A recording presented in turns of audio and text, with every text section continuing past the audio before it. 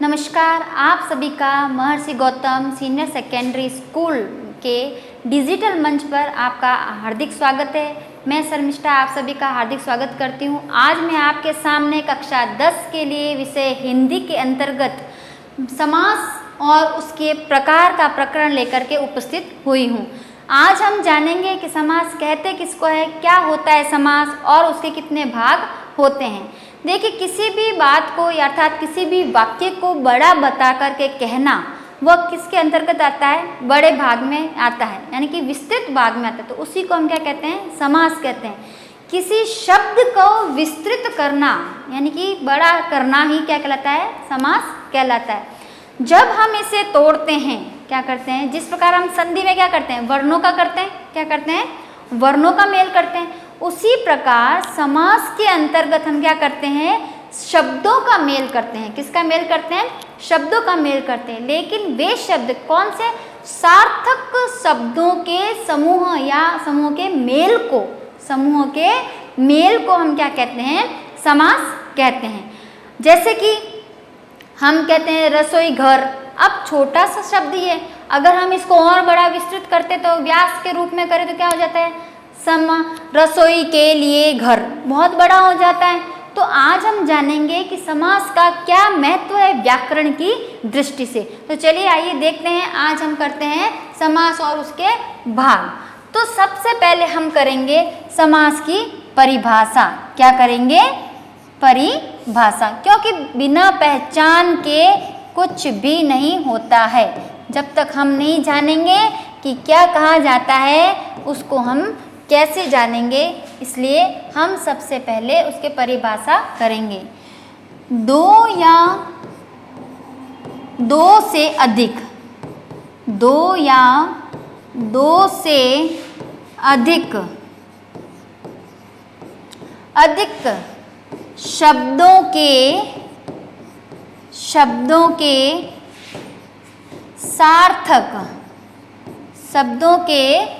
सार्थक समूह को हम समास कहते हैं। क्या कहते हैं, समास कहते हैं। ये तो बात आ गई कि क्या होना चाहिए, सार्थक मेल होना चाहिए। कैसा मेल होना चाहिए, सार्थक होना चाहिए। ऐसे अनगढ़त शब्द अगर हमने जोड़ दिए तो उनके मेल को हम क्या है, समास नहीं कह सकते हैं।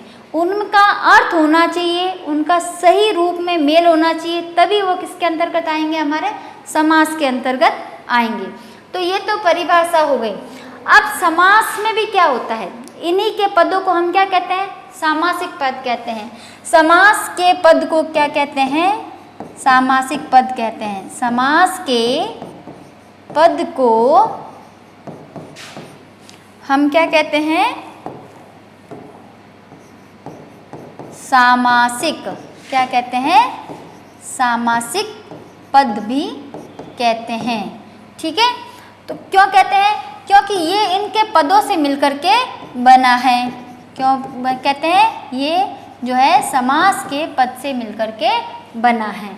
तो ये तो बात हो गई समास के बारे में, छोटा सा परिचय यह है। अब जब हम इसको अलग करते हैं, समास को जब अलग किया जाता है तो उसको क्या कहते हैं, समास विग्रह। क्या कहा जाता है, समास विग्रह।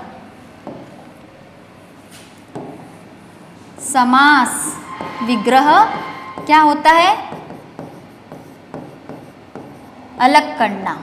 क्या होता है, अलग करना। तो इसके अंतर्गत यानी कि पदों को अलग करना।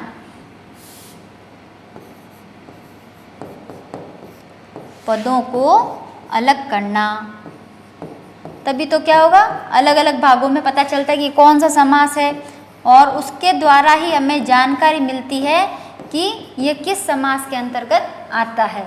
तो ये जो है, जैसे देखते हैं, उदाहरण के लिए देखते हैं अपन, एक छोटा सा उदाहरण है ना, विद्यालय। विद्यालय, तो अभी जो विद्यालय शब्द है ये क्या है, आलय का मतलब क्या होता है, घर। आलय का अर्थ क्या होता है, घर। तो यानी कि विद्या प्राप्त करने के लिए घर, विद्या प्राप्त करने के लिए घर, अर्थात जहाँ पर हम क्या करते हैं, विद्या प्राप्त करते हैं। उसी प्रकार से रसोई घर, रसोई के लिए घर, स्नान घर, स्नान के लिए घर, अर्थात इनको बड़ा न करके हम इनको छोटे रूप में पढ़ते हैं, जिससे आसानी से उनको हम वाक्यों के साथ में उपयोग में प्रयोग में ले सके। ठीक है, अब हम पढ़ेंगे समास के भेद कितने प्रकार के होते हैं। क्या होता है, समास के भेद, क्योंकि हम जानते हैं कि किसी भी व्याकरण के भाग को पढ़ते हैं तो प्रत्येक का क्या होता है, अलग अलग भाग होता है, जिससे समझने में हमें आसानी होती है। तो सबसे पहले समास के भेद।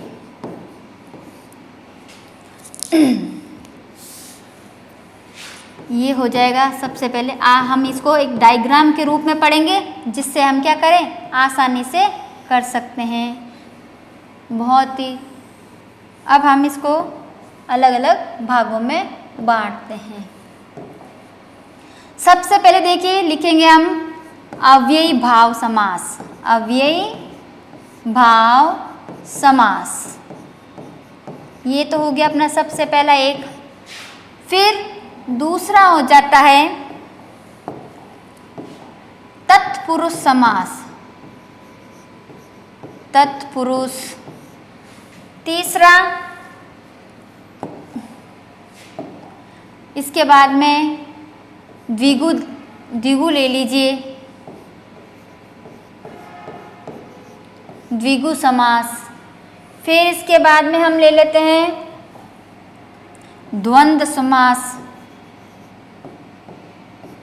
ठीक है, इसके पश्चात हम पुनः ले लेते हैं, कौन सा आ जाएगा अपने, अब कर्मधारय। इसको हम नीचे की तरफ ले लेते हैं थोड़ा सा, ताकि आसानी से आपको भी रहे।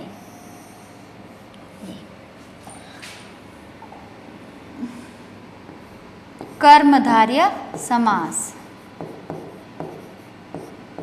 फिर अपने आ जाएगा इसके अंतर्गत बहुब्रीहि, अंतिम समास। कौन सा आ जाएगा, ये बहुब्रीहि समास। बहुत ही अच्छे हैं ये, देखो सबके अलग अलग एक विशेषता है। ये मैंने क्रमवार से जमाए हैं, जिससे क्या आपको भी याद अच्छे से रह सके। अव्ययी भाव समास क्या है, सबसे पहला पार्ट ही देख लीजिए, इसमें क्या लिखा हुआ है, अव्ययी भाव समास। जहाँ पर पहला पद क्या प्रदान होगा, उसका अव्यय शब्द होगा। अव्यय आप समझते हैं क्या होता है, आप लोगों ने 9th क्लास तक पढ़ा होगा कि वे शब्द जिनमें किसी प्रकार का परिवर्तन न किया जा सके, जिनको किसी भी तरीके से उनको रूढ़ितम के अलावा उनको न पढ़ा जा सके, उनको परिवर्तित न किया जा सके, वे अव्यय के अंतर्गत आते हैं, है ना। अर्थात वे शब्द पहले आएंगे जिनको हम अलग से जोड़ ही नहीं सकते हैं। तत्पुरुष समास में अपने कारकों की विभक्ति लगती है। द्विगु समास में अपने क्या होता है, जो है प्रथम, द्वितीय, तृतीय, चौराहा, तिराहा, इस प्रकार से संख्यावाची शब्द आते हैं। द्वंद्व समास में दोनों ही पद प्रधान आ जाएंगे। फिर कर्मधारय आ जाएगा, कर्मधारय में विशेषण आ जाएंगे। बहुब्रीहि में तो बिल्कुल ही तीसरा अर्थ आ जाता है। अब हम इसको क्या करेंगे, विस्तृत तौर पे पढ़ेंगे। ये मैंने एक छोटी सी संरचना के रूप में आपको बताया कि इसको याद रखना हमें आसानी से हो पाएगी। चलिए अब आगे करते हैं, जिसमें हम इसके बारे में आगे जानेंगे। तो सबसे पहला अपन लेंगे अव्ययी भाव समास, अव्ययी भाव समास। नाम से ही पता चल रहा है, मैंने अभी जस्ट आपको बताया प्रारंभ में कि किस प्रकार से होता है ये। तो अव्ययी भाव समास के अंतर्गत इस समास में प्रायः पहला पद अव्यय होता है।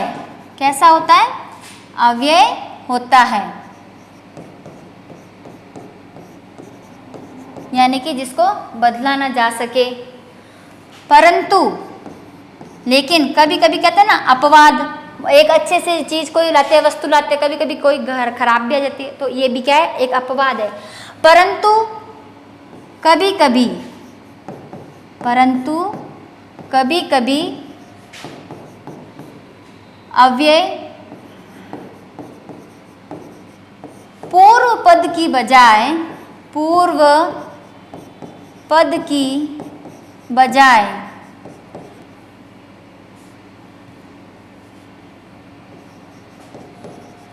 उत्तर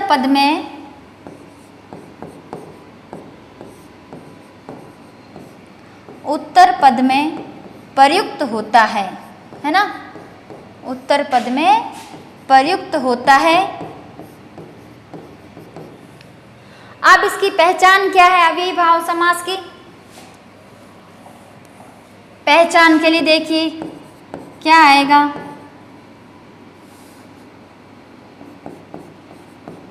पहचान, सबसे पहले इसमें कैसे शब्द आएंगे? जैसे कि भर है, भर, प्रति, हर, और पद के बाद पद, है ना, पद के बाद पद आएंगे। ये इसकी पहचान है। अब हम इसके लेते हैं उदाहरण। क्या लेते हैं? उदाहरण।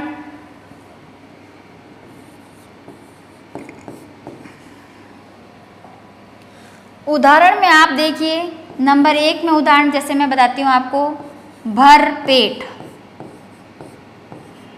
भर पेट अर्थात पेट भरकर, है ना।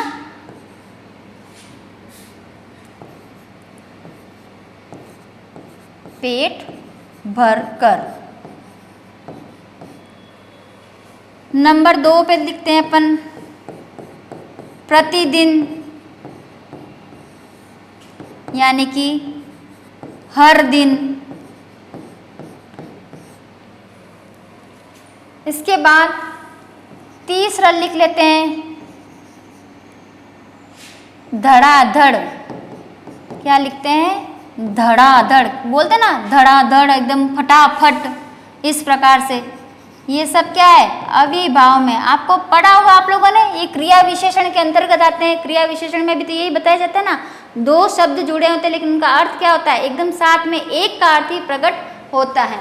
धड़ाधड़ यानी कि धड़ के बाद धड़, धड़ के बाद धड़।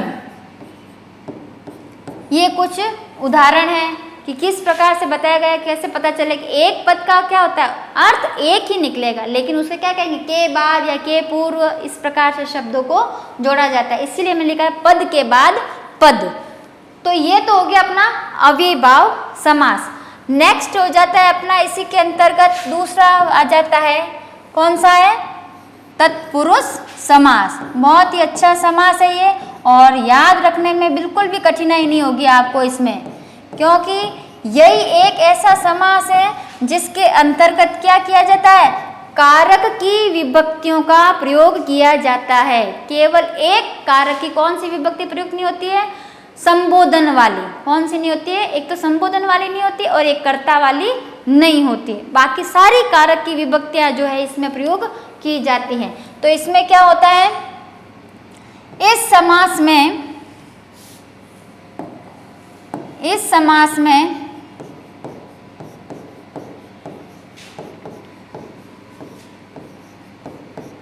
दूसरा पद, कौन सा पद? दूसरा पद प्रधान होता है। प्रधान का अर्थ होता है सबसे ज्यादा, उसी के ऊपर सब कार्य डिपेंडेबल करता है, निर्भर करता है। प्रधान होता है। तो इसके अंतर्गत और तथा इस समास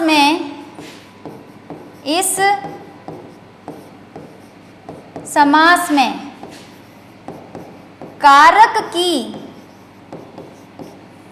विभक्तियों का, कारक की विभक्तियों का प्रयोग किया जाता है। सबसे बड़ी बात तो यही है इसके अंतर्गत। क्या किया जाता है? कारक की विभक्तियों का प्रयोग किया जाता है। प्रत्येक समास एक अपनी अलग विशेषता लिए हुए होता है। तो इसमें भी क्या है कि दूसरा पद प्रधान है, फिर क्या है, कारक की विभक्तियों का प्रयोग किया जाता है। और इसका नामकरण भी तत्पुरुष समास का क्या होता है, कारक की विभक्तियों के आधार पर ही होता है। तो चलिए देखते हैं इसकी कारक की विभक्तियां अगली कौन कौन सी है, जिससे कि पता चले कौन कौन से भेद हैं, उसी के अनुसार से होता है। तत्पुरुष, तत्पुरुष समास के भेद, ठीक है। तो अब हम इसके भेदों के बारे में पढ़ेंगे। सबसे पहले क्या हो जाएगा, करण तत्पुरुष,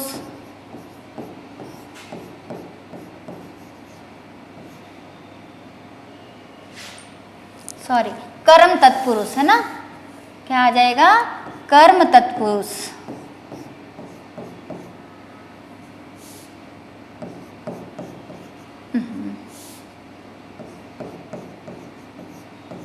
कर्म तत्पुरुष।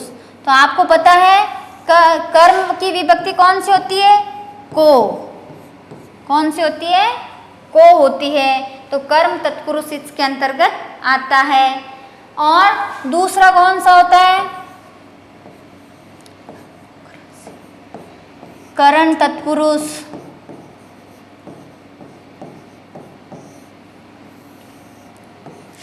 क्या हो जाएगा, कर्ता ने कर्म को करण से।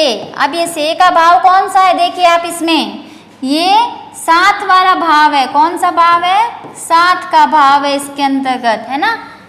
और कर्म ने करण को करण, कर्ता ने कर्म को करण से, ठीक है। फिर अपादान लिख देते हैं, अपादान तत्पुरुष, ये इसमें भी से हो जाएगा। तो क्या हो जाएगा, ये अलग का भाव। देखिए मैंने साथ में इसलिए लिखा है ताकि आप कंफ्यूज में नहीं हो कि कौन सा है, इसलिए, वरना तो इसका सबसे 7 नंबर पे आता है। फिर संप्रदान,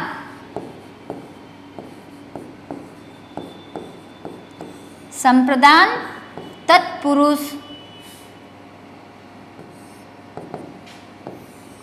संप्रदान का कारक चिन्ह क्या है,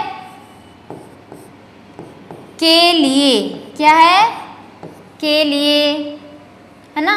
तो अब इसके अंतर्गत क्या हो जाता है कि ये सब जोड़ा जाता है, ये इसी के आधार पर इसके भेद बनते हैं। तो हम एक बार फिर से पहले तत्पुरुष तक के इसके भेदों को अपन रिवाइज कर लेते हैं ताकि हम कंफ्यूज ना हो।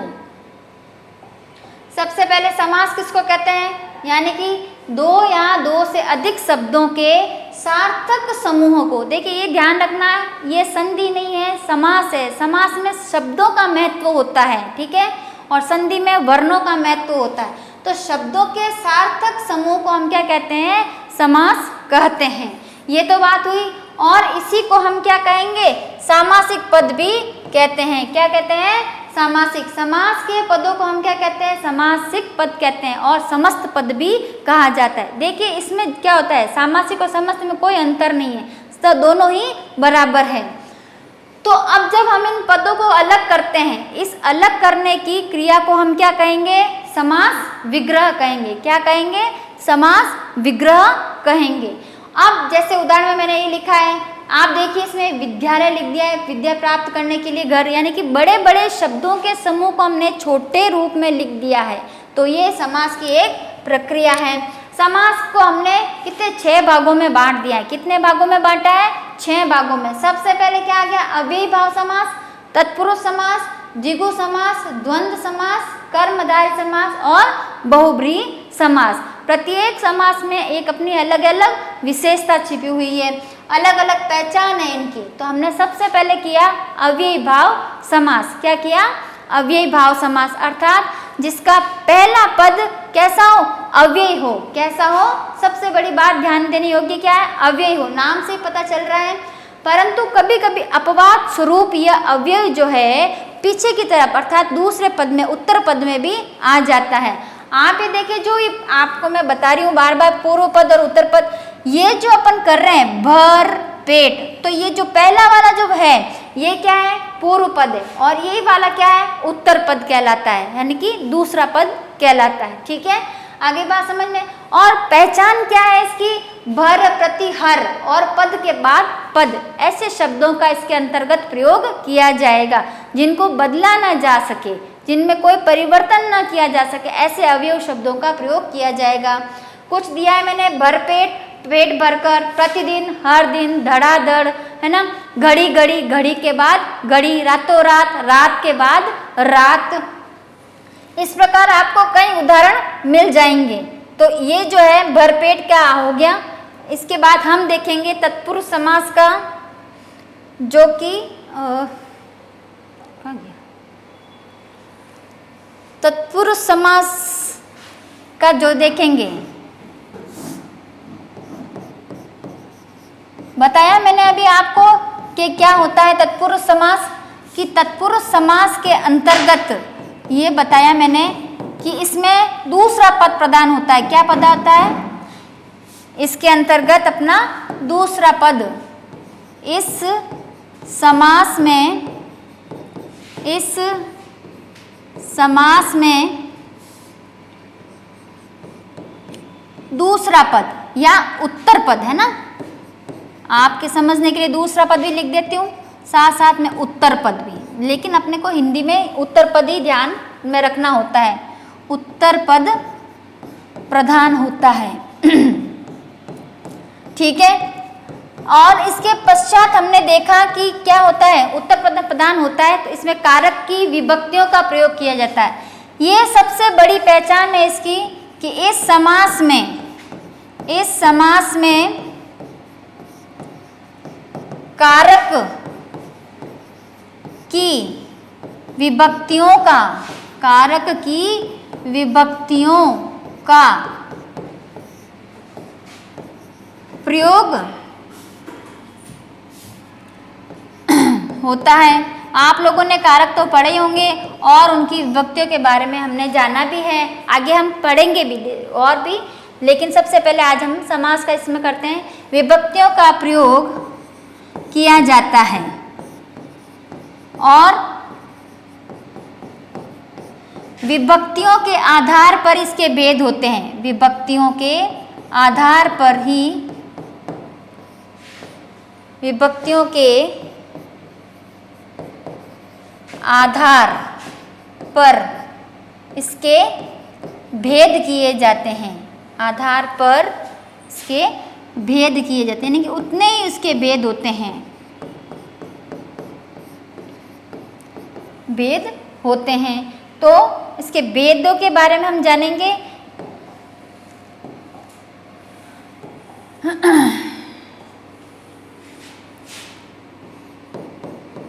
तत्पुरुष समास के भेद।